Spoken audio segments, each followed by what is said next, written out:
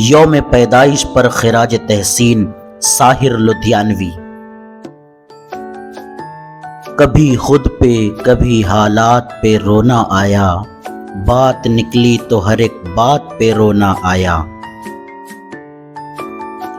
ये जुल्फ अगर खुल के बिखर जाए तो अच्छा, इस रात की तकदीर संवर जाए तो अच्छा।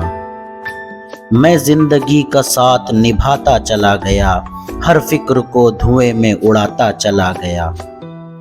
मैं पल दो पल का शायर हूँ, पल दो पल मेरी कहानी है, पल दो पल मेरी हस्ती है, पल दो पल मेरी जवानी है।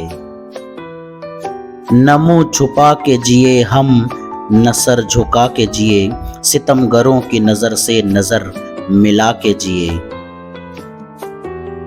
तुम अगर साथ देने का वादा करो, मैं यूं ही मस्त नगमे लुटाता रहूं। हम इंतजार करेंगे तेरा क़यामत तक, खुदा करे कि क़यामत हो और तू आए। ये महलों ये तख्तों ये ताजों की दुनिया, ये इंसान के दुश्मन समाजों की दुनिया। कभी कभी मेरे दिल में ख्याल आता है कि जिंदगी तेरी जुल्फों की नर्म छाँव में।